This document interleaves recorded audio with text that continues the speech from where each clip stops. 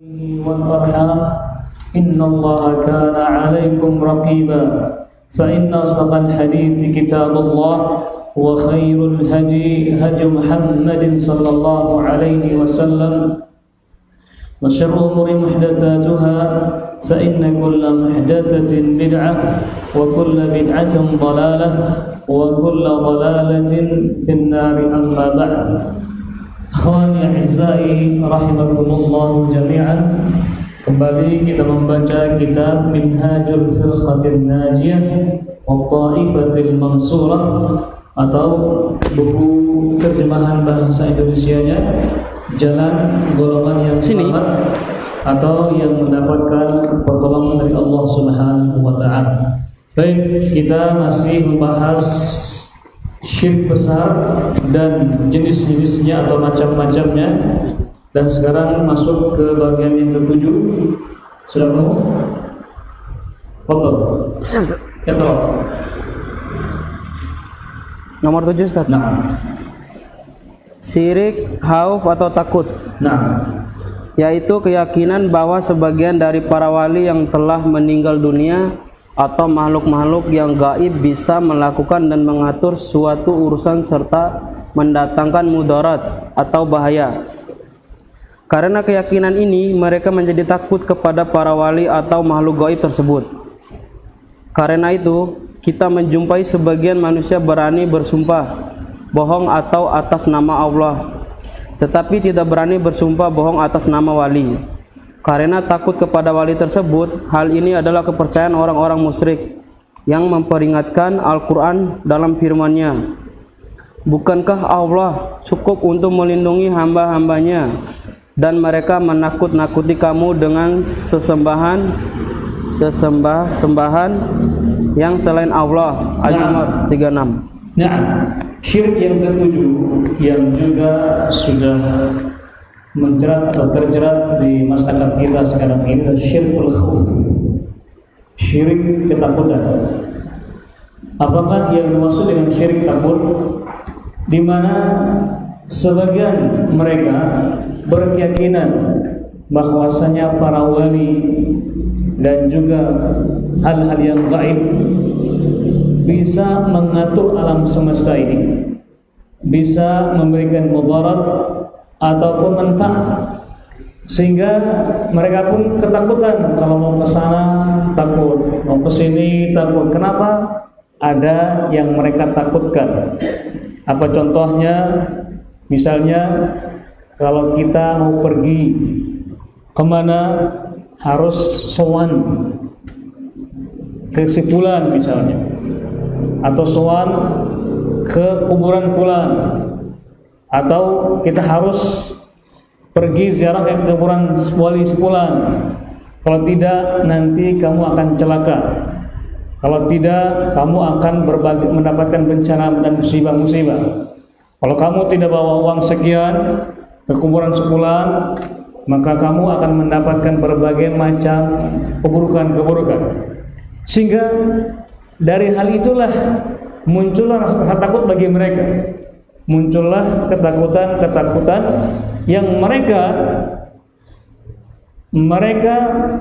tidak berani melakukan apapun itu. Kenapa? Takut itu terjadi, takut ini terjadi, takut yang lainnya. Padahal mereka sama jazakallah khair wa zawajakallah, semoga cepat nikah insyaallah. Jangan sampai menjadi laki-laki yang punya liku-liku yang gak laku-laku, yang sukanya melaku-melaku. Baik. Jadi keyakinan seperti ini, bahwasanya para wali, baik itu yang hidup ataupun yang mati, bahkan saking tingginya ketakutan mereka itu, mereka memberikan cap kepada wali tersebut, namanya wali majdub namanya. Tahu wali majdub? Tahu ya? Tahu nggak? Belum tahu. Kalau wali yang masih ngomongnya normal, lancar, itu wali biasa. Wali yang luar biasa itu yang walinya Masya Allah, yang tertutup akalnya. Mereka menggunakan wali majdub, padahal orang gila sebenarnya. Orangnya sudah gila, orang stres, tapi diyakini sebagai wali. Kenapa? Karena majdub hilang, tertutup. Kenapa? Karena dia berhasil mengungkap rahasia-rahasia Allah Subhanahu wa taala. Dia berhasil membuka tabir-tabir rahasia Allah Subhanahu wa taala. Sehingga jadi dia orang gila. Dia orang gila. Kata dia mereka walaupun gila tapi dia sebagai wali. Makanya Masya Allah, tangannya dicium kiri kanan, bekas ludahnya, bekas cuci tangannya dan segala macamnya itu dimanfaatkan. Katanya ini wali. Walinya wali batu. Nah, mereka kalau tidak salaman sama dia, tidak melakukan hal-hal itu, mereka ditakut-takuti. Nanti kan begini. Itulah yang namanya syirik ketakutan. Syirikul khauf. Sehingga apa? Sehingga Al-Quran pun tidak hanya terjadi pada dalam hadis sekarang. Dahulu juga di zaman Nabi, bahkan sebelumnya itu terjadi. Bahkan kesyirikan di saat itu luar biasa dahsyatnya. Makanya Al-Quran Karim memberikan peringatan kepada kita semuanya. Kenapa? Alaihissallahu bikafin abdah. Bukankah cukupkah Allah itu memberikan kecukupan bagi hamba-hambanya? Apa maksudnya? Allah lah yang mengatur alam semesta ini. Allah lah yang telah menciptakan manusia. Allah juga yang mengatur alam semesta ini. Maka cukup takut kepada Allah, bukan takut kepada yang lain. Bukan takut kepada yang lainnya. Kenapa? Karena yang lain tunduk kepada Allah Subhanahu wa taala. Yang lainnya itu berjalan sesuai dengan aturan dan petunjuk Allah Subhanahu wa taala. Kenapa?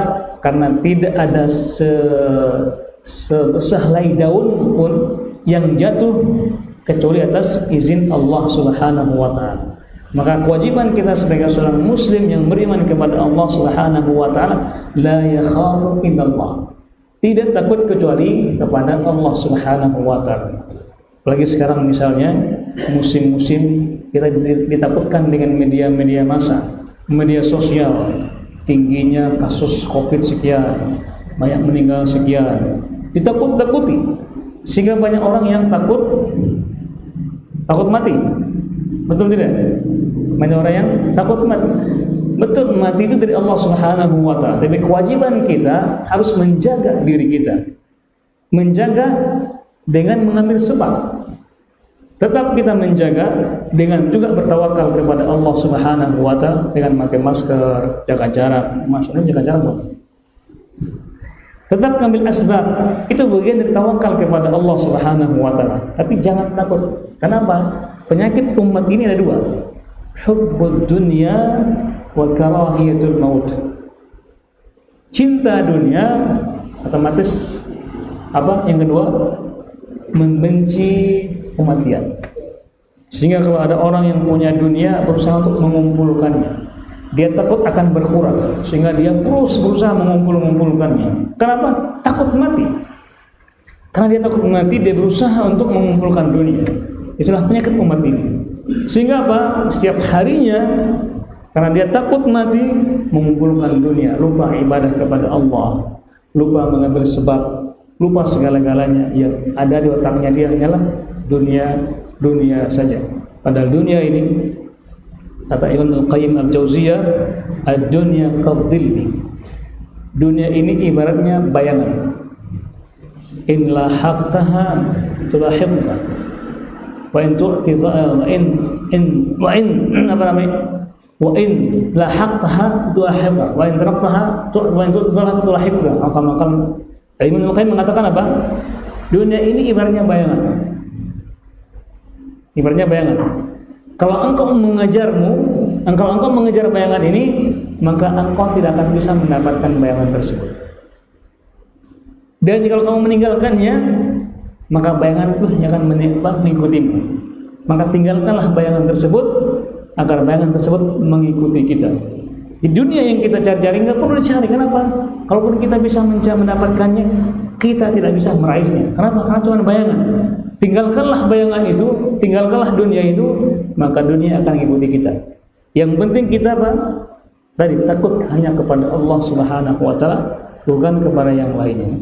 Terus bagaimana kalau seandainya orang takut kepada binatang?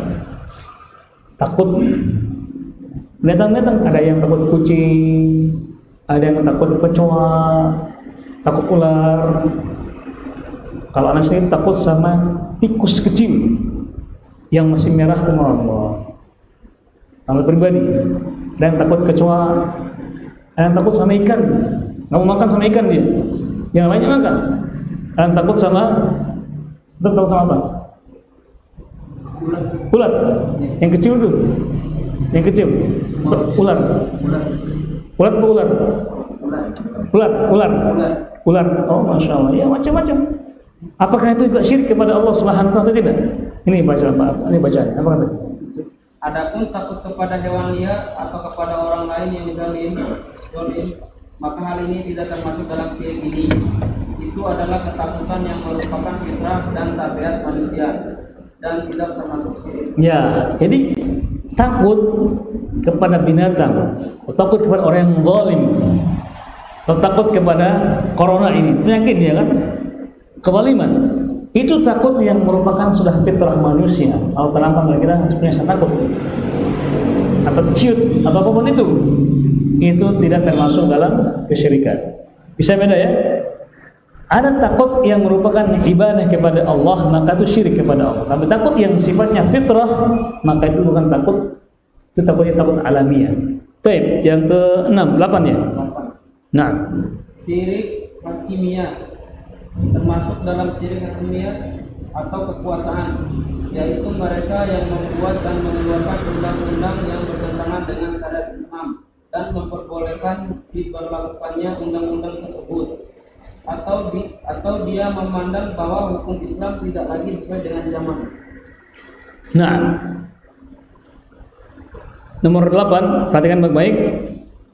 Ini kita harus perhatikan dengan teliti. Syirik al-hakimiyah. Syirik al-hakimiyah atau terjemahannya apa tadi? Syirik kekuasaan. Kok bisa orang berkuasa ketika dia menerapkan kekuasaannya, ketika dia berundang-undang, ketika dia menguasai dikatakan syirik? Gimana itu? Misalnya ketika dia berkuasa, dia membuat undang-undang yang berlawanan dengan Islam, undang-undang manusia, atau undang-undang yang mana undang tersebut justru menentang Islam. Nah, kapan itu dikatakan syirik kepada Allah Subhanahu wa taala? Ketika mengatakan Al-Quran tidak lagi cocok dengan zaman kita, ketika Al-Quran nggak pantas untuk zaman ini, atau kata lain, ketika undang-undang lebih baik daripada apa? Al-Quran. Makalah muncullah pertanyaan, Pancasila atau Al-Quran? Antum pilih mana? Ayo, pilih Pancasila atau Al-Quran? Tergantung antum bicara dalam hal apa dulu. Kalau pertanyaannya seperti itu, maka harus dispesifik jawabannya. Kalau kita bicara masalah negara Republik Indonesia, maka pondasinya apa tadi? Pancasila. Setuju ya? Tapi kalau kita bicara masalah Islam secara universal, maka pondasinya apa? Al-Quran. Bisa ngerti? Ya? Kenapa? Karena kalau kita melihat satu persatu dari sila atau butir-butir Pancasila itu semuanya dari Al-Quran. Semuanya dari Al-Quran. Karena pendiri negara ini dulu bukan orang-orang awam seperti kita, itu para ulama. para pejuang yang mereka menyusun butir-butir itu, sila-sila itu yang masa kesemuanya berdasarkan Al-Quran Al-Karim. Sila yang pertama misalnya ketuhanan yang Maha Esa, itu dari surat Al-Ikhlas, Qul huwallahu ahad, katakanlah dialah Allah yang Maha Esa. Itu sila pertama, ketuhanan yang Maha Esa. Yang kedua, apa yang kedua? Ya, kemanusiaan yang adil dan beradab. Allah berfirman, i'dilu huwa aqrabu littaqwa. Berbuat adillah, itulah yang paling dekat dengan ketakwaan kepada Allah Subhanahu wa taala. Jadi sila yang kedua, kita disuruh untuk berbuat adil. Maka Al-Quran juga menyuruh kita berbuat adil. Yang ketiga, Pak, persatuan Indonesia. Allah juga berfirman apa? Wa'tasimu bihablillahi jami'an wa la tafarraqu. Bersatulah padulah kalian dengan agama Allah dan jangan pecah belah. Yang ketiga, agama kita menyuruh kita bersatu dan juga negara juga disuruh bersatu. Yang ketiga, yang keempat apa? Yang panjang ini. Kerakyatan yang dipimpin oleh hikmat kebijaksanaan dalam permusyawaratan dan perwakilan. Kita disuruh bermusyawarah di situ. Allah juga berfirman, wa amruhum syura bainahum. Di antara ciri khas orang muslim itu ketika mereka bermusyawarah dalam menentukan suatu perkara, ada musyawarahnya. Makanya muncullah majelis permusyawaratan rakyat, muncullah majelis dewan perwakilan rakyat. Itu bagian dari intisari dari Al-Quran Karim, amruhum syura bainahum. Yang kelima apa? Keadilan sosial bagi seluruh Indonesia. Allah juga berfirman, innallaha ya'muru bil adli wal ihsan wa ita'i dzil qurba wa yanha 'anil fahsya'i wal munkar. Sungguhnya Allah menyuruh kalian untuk berbuat adil dan memberikan kebaikan kepada menegakkan amal ma'ruf nahi munkar dan juga memberikan kebaikan kepada yang lain. Luar biasa. Jadi kelima silah ini diambil dari Al-Quran Karim. Maka sebenarnya kalau kita mengatakan Pancasila, maka itu diambil dari Al-Quran Karim. Kalau kita mengatakan Al-Quran, maka di antara isinya itulah 5 sila itu. Bisa ngerti ya? Jadi fondasi negara kita juga berdasarkan Al-Quran Karim. 5 sila, apa artinya 5 sila? 5 dasar negara kita diambil dari Al-Quran Karim. Itu fondasinya. Kemudian undang-undangnya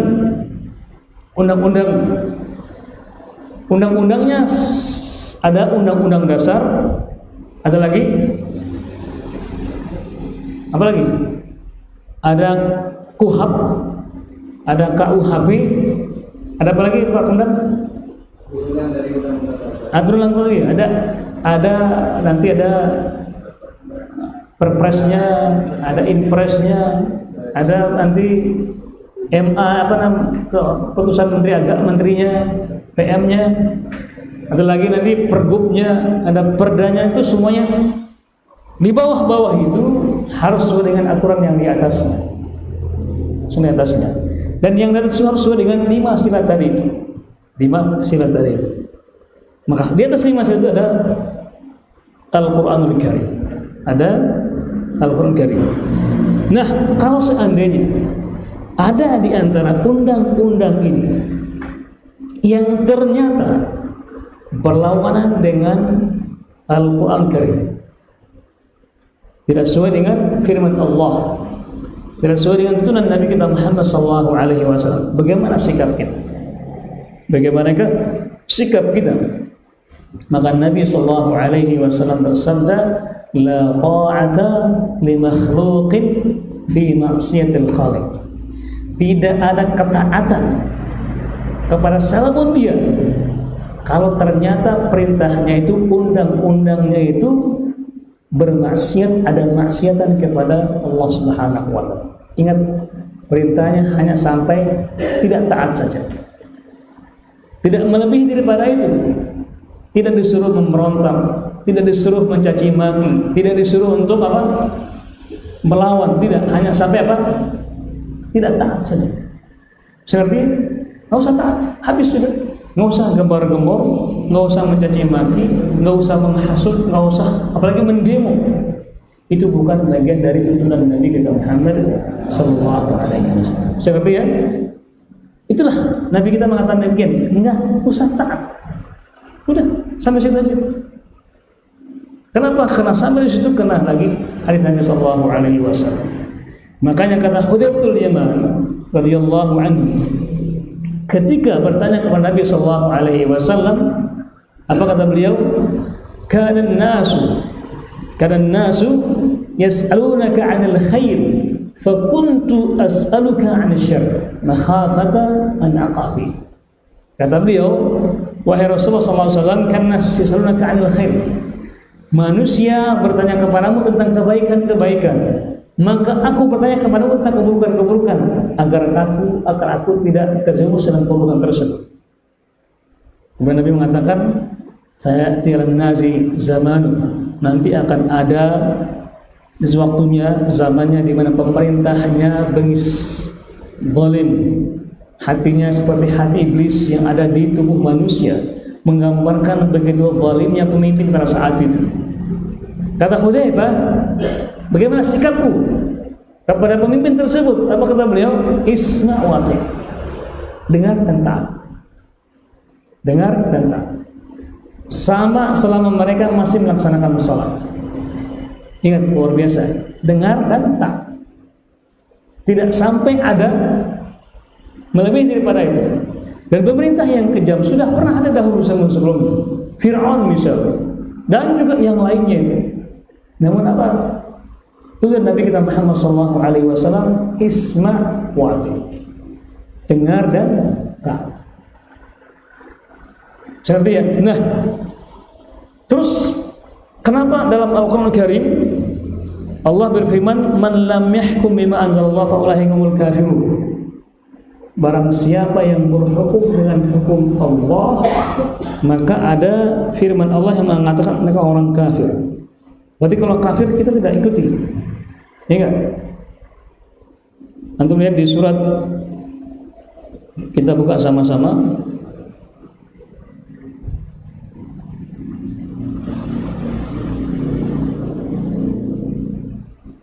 Di surat Al-Maidah ayat 44. Ketemu? Situ Allah Subhanahu wa taala berfirman, "Wa man lam yahkum bima anzalallah fa ulaika humul kafirun." Ada al-kafirun, ada adh-dhalimun, ada al-fasiqun. Itu urutan-urutannya. Itu urutan-urutannya. Jadi kalau ada perintah Allah, perintah pemerintah undang-undang yang bukan bagian dari hukum Allah dan mereka tidak berhukum dengan hukum Allah, ingat ada tingkatan-tingkatannya. Kalau mereka memaksakan untuk melaksanakan hal tersebut, itulah orang yang zalim. Itulah orang yang zalim. Kalau hanya sebatas untuk melaksanakan, memerintahkan melaksanakan, tapi tidak ada pemaksaan, itulah orang-orang yang fasik. Namun ketika mereka menyuruh, memaksa, dan juga mengatakan kepada kepada masyarakatnya bahwasannya hukumnya itu tidak bahwasanya Al-Quran tidak sesuai dengan zaman ini atau nggak perlu lagi Al-Quran, maka itu orang-orang yang kafir. Kafir pun, kalau mereka kafir, kalau kita masih jumlahnya itu, kalau kita akan menyerang misalnya, mau mendemo, itu kita tidak punya senjata, nggak punya apa-apa, maka akan mati konyol, maka tidak perlu. Isma' wa ati'. Taatlah dan dengarlah. Berarti ya, itulah yang dikatakan tadi syirik kekuasaan, agar kita tidak salah jalan dalam memahaminya. Kenapa? Dalam hal ini banyak firqah-firqah yang salah memahami maksudnya itu. Sehingga apa? Sehingga mereka itu siang malam banting tulang berusaha mencaci, menghina para pemimpin. Padahal mereka masih muslim. Sekarang pertanyaannya, kalau menghina muslim boleh tidak? Boleh enggak? Boleh, enggak boleh. Kalau menghina pemimpin yang muslim, boleh tidak? Tambah enggak boleh lagi. Nggak boleh lagi. Kenapa? Karena dia pemimpin muslim. Kalau menghina, ada nggak mudaratnya? Ada nggak mudaratnya? Pasti ada mudaratnya. Karena ketika ada yang menghina, maka muncul yang pro kontra di situ kan. Ada yang mendukung, ada yang tidak mendukung. Ketika ada hinaan, muncullah pro dan kontra. Ini mendukung, itu namanya mereka apa? Cekcok antara mereka. Muncullah saring debat. Perdebatan ada melahirkan apa? Hasad. Dari hasad muncullah pertikaian, muncullah perpecahan, muncullah perkelahian, muncullah gontok-gontokan. Yang capek siapa? Aparat tadi. Padahal hanya karena itulah hasil dari cacian. Tapi kalau mendoakan, Allah bisa mengabulkan doa kita. Allah mengabulkan doa kita, maka doalah yang terbaik. Maka Allah, kalau seandainya kita dengan ikhlas kepada Allah berdoa untuk yang terbaik, untuk pemerintah kita ini, maka Allah mengabulkan doa kita, maka Allah jadikan baik umat kita. Makanya pemimpin yang zalim itu muncul kapan? Ketika masyarakatnya zalim pula. Karena pemimpin lahir dari masyarakat yang ada. Pemimpin lahir dari masyarakat yang ada. Kalau masyarakatnya zalim, maka muncullah pemimpin yang zalim pula. Kalau masyarakatnya jujur, pasti akan muncul juga pemimpin yang jujur pula. Makanya Allah berfirman, "Kadzalika nuwalli ba'dadh dhalimina ba'dhan bima kanu yaksibun." Begitulah ketentuan kami akan menjadikan pemimpin yang zalim dari masyarakat yang zalim pula atas apa yang mereka laksanakan. Nah, kalau kita ingin memimpin yang saleh, maka harus kita menjadi orang yang saleh dahulu, agar nanti pada akhirnya Allah menghadirkan pemimpin yang saleh yang beriman kepada Allah Subhanahu wa taala. Kenapa? Kalau masyarakatnya zalim, Allah datangkan pemimpin yang saleh, pasti enggak ada artinya. Allah memberikan bukti. Apa itu? Yaitu ketika Allah mengutus Nabi Musa kepada Bani Israel yang zalim. Allah mengutus Nabi Musa, orang yang paling saleh, orang yang paling bertakwa di zaman itu, kepada apa? Kaum yang zalim, Bani Israel, Fir'aun rajanya. Apa yang terjadi? Apakah mereka beriman kepada Allah? Padahal kan pemimpinnya kan orang yang mukmin, yang beriman kepada Allah Subhanahu wa taala. Pemimpinnya seorang yang paling bertakwa, orang pasang, seorang nabi lagi. Apakah berhasil? Bukan masalah. Apakah pemimpinnya beriman? Ketika Nabi Musa memerintahkan kepada mereka untuk berjihad, apa kata kaumnya? Idhab anta wa rabbuka faqatil. Wahai Musa, bayangkan, tidak lagi mengatakan wahai Nabi, mereka mengatakan langsung mengatakan namanya, wahai Musa, pergilah kamu dan Tuhanmu, katanya, berjihad sana. La haula wala quwwata illa billah. Kenapa? Karena kondisinya, Pak, masyarakatnya Allah, walaupun pemimpinnya juga orang yang paling bertakwa, tidak bisa. Kenapa? Harus dari masyarakat yang bertakwa pula. Ketika masyarakat yang bertakwa kepada Allah, maka Allah akan menghadirkan pemimpin yang bertakwa pula. Akan melahirkan pemimpin yang bertakwa pula. Maka mari kita perbaiki diri kita, keluarga kita. Kalau seandainya kita perbaiki diri kita, keluarga kita, anak-anak kita, dan semua kita demikian, masing-masing kita demikian, maka insya Allah 20 tahun berikutnya akan muncullah pemimpin-pemimpin yang beriman dan bertakwa kepada Allah Subhanahu wa taala. Inilah yang dalam suatu masih Inilah yang ditakuti oleh musuh-musuh Islam. Oleh musuh-musuh Islam, mereka menginginkan agar umat Islam ini berpecah belah, tidak bersatu, agar mereka tidak kuat. Makanya sering saya katakan, umat ini tidak akan pernah bersatu padu kalau hati kita tidak pernah bersatu padu. Walaupun kita sering bertemu fisik, tapi kalau hati kita tidak pernah bersatu, kita tidak akan pernah bersatu. Dan hati ini tidak akan pernah bersatu kalau kita tidak mentauhidkan Allah Subhanahu wa taala. Dan kita tidak akan bisa memahami tauhid yang benar kalau salah manhajnya. Salah cara untuk memahami tauhid itu sendiri.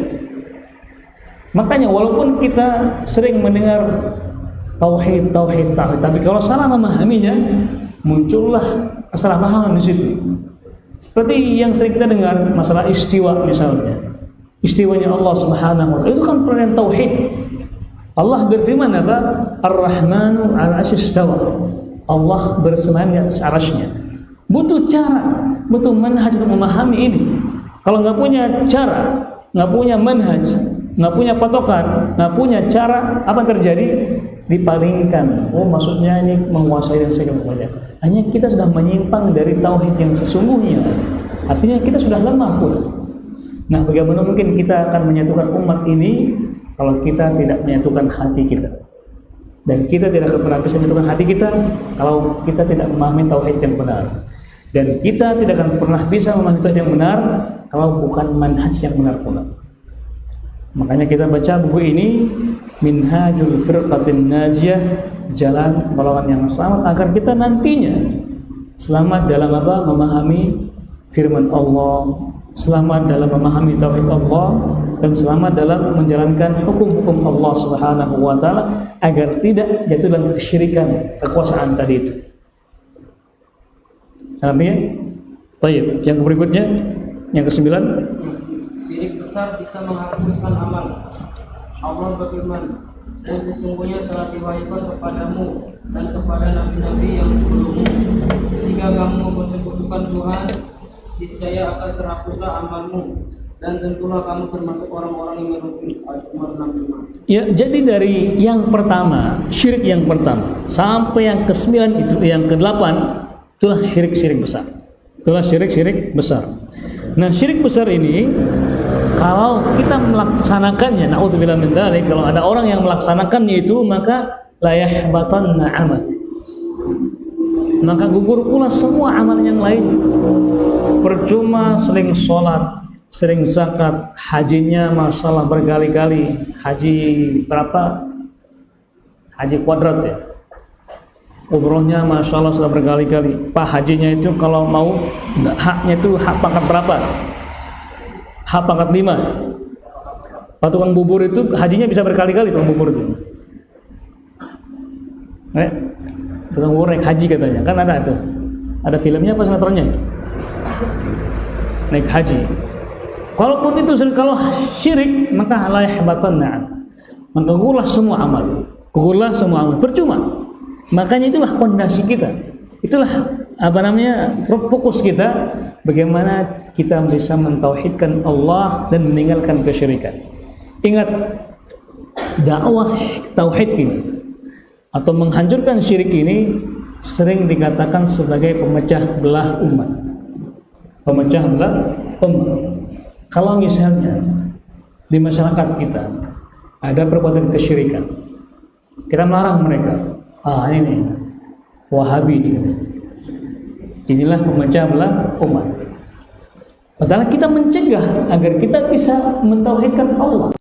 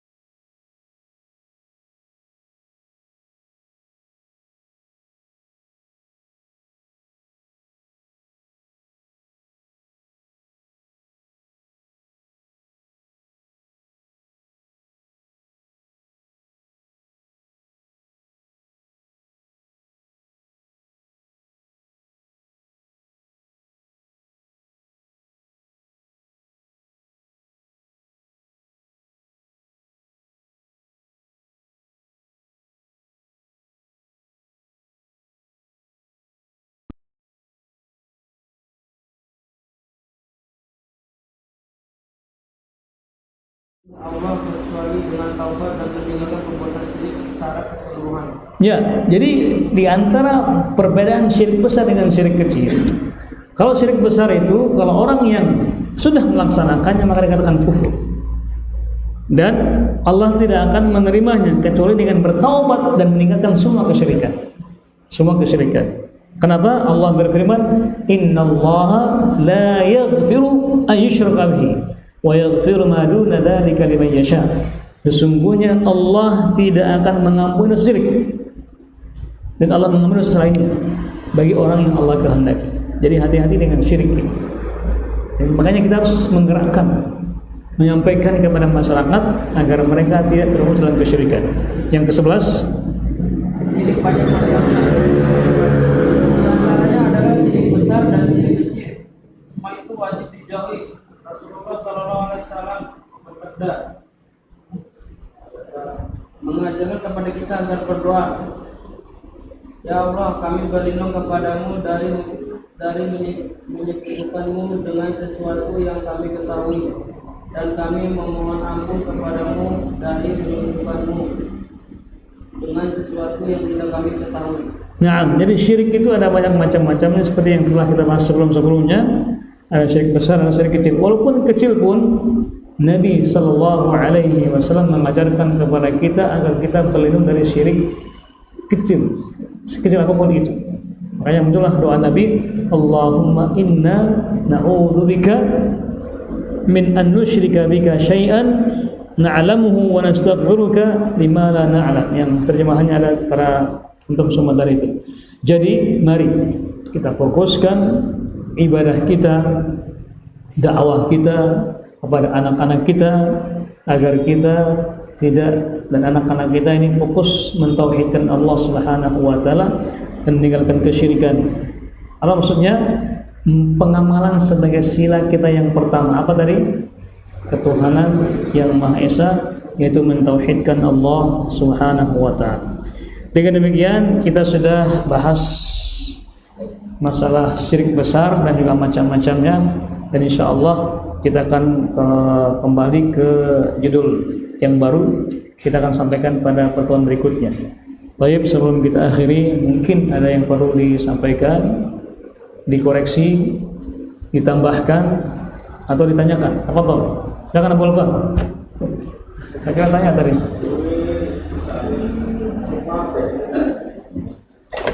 Fadhal.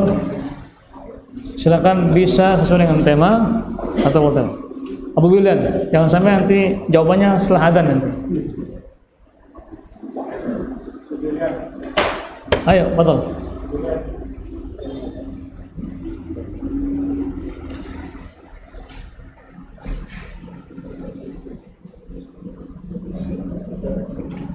Yunan? Enggak ada. Kalau enggak ada kita cukupkan. Ayo silakan. Mumpung ada waktu.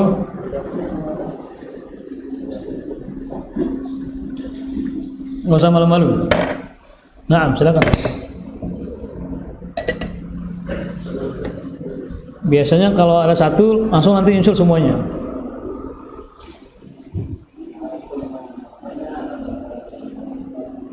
Nah, silakan. Bisa. Kalau nggak ada, nggak ada ya?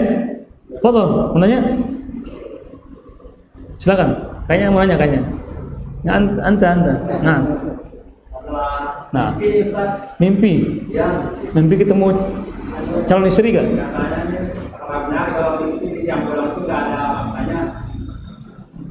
Apakah mimpi di siang bolong itu nggak ada maknanya? Sehingga muncullah istilah kayak mimpi di siang bolong. Emang siang itu bolongnya di mana? Siang itu di mana bolongnya? Kalau janda bolong ada ya, di bunga. Janda bolong. Kalau siang di mana bolongnya? Jelas mimpi itu ada 3 macam. Ada 3 macam. Ada mimpi, kalau seandainya seorang itu mimpi bertemu dengan Nabi Muhammad SAW, maka itu mimpinya baik. Mimpinya baik. Kenapa? Karena syaitan tidak akan pernah bisa menyerupai Nabi Sallallahu Alaihi Wasallam. Dengan ciri-ciri tentunya, dengan ciri-cirinya. Mimpi bertemu dengan Nabi dengan ciri-cirinya, dengan sifat-sifatnya. Kalau ada yang mengatakan bertemu dengan Nabi itu pembohong namanya. Kalau ada yang mengatakan bertemu dengan Nabi dengan mata kepala nggak mimpi, itu namanya pembohong. Walaupun sorbannya berlipat-lipat. Kenapa? Karena Nabi tidak pernah mengatakan demikian. Jadi kalau ada orang mimpi, mau dia di siang atau malam pun, kalau bermimpi, ya namanya mimpi. Temu dengan Nabi tetap dikatakan hak. Kemudian, kalau mimpinya baik misalnya, mimpinya baik, maka dia boleh ceritakan kepada orang lain agar mendoakan untuk mendapatkan kebaikan tersebut. Dan misalnya mimpi nikah misalnya, ceritakan agar kita bisa mendoakan kebaikan. Betul ya? Iya. Bu Hamdi misalnya nikah 2 kali misalnya, kita doakan. Misalnya kita aminkan ya. Amin. Misalnya, ya kita doakan karena kebaikan kan. Raja misalnya mimpi langsung nikah langsung 4 misalnya, tapi kelebihannya 3 aja nih. Kita aminkan karena kebaikan. Jadi mimpi kebaikan boleh diceritakan agar kita optimis untuk bisa meraihnya. Yang ketiga, mimpi keburukan, mimpi yang buruk. Kata Nabi ini dari syaitan, maka jangan ceritakan. Kalau mimpi yang buruk itu bisa jadi apa? Bisikan syaitan. Atau ada mimpi-mimpi yang syirik, mimpi-mimpi yang bisa jadi gejala orang itu kena sihir. Jadi mimpi buruk itu bisa jadi sebagai tanda bahwasanya orang itu kena sihir. Apa contohnya yang kena sihir? Contohnya ada orang memimpi gigit bitang buas, maka dia diidentifikasi atau dia terindikasi kena sihir. Gigit sampai gigit. Berapa kali gigitannya, berapa binatangnya, maka itulah jumlah jin yang ada di tubuhnya. Yang kedua, mimpi tenggelam di perairan, maka itu dia bisa diindikasikan kena sihir. Atau mimpi yang ketiga, mimpi nyasar, kesasar nggak pernah tahu kemana arah masuk dan keluarnya. Maka satu di antara tiga mimpi ini, maka dia diindikasikan kena sihir, harus segera diruqyah. Bukan dibawa ke dukun lagi. Dukun itu bukan malah menyembuhkan, malah menambahkan penyakit. Agar apa? Agar orang tersebut terikat dengan dia, nanti ujung-ujungnya dia minta uang kepada dukun tersebut. Maka segera ruqyah. Ya? Jadi walaupun mimpinya di siang bolong atau malam bolong, kalau yang mimpi ya tetap mimpi. Mungkin mimpinya menghayal mungkin. Ya namanya mimpi, kalau baik ya kita doakan amin gitu kan. Mimpi dapat emas segeplok, ya kita aminkan. Ya rezeki ya. Kalau yang jelek jangan diceritakan. Cukup ya? Baik, kita akhiri dengan doa majelis. Subhanakallahumma bihamdika asyhadu an la ilaha illa anta wa astaghfiruka wa atubu ilaik. Wassalamu alaikum warahmatullahi wabarakatuh.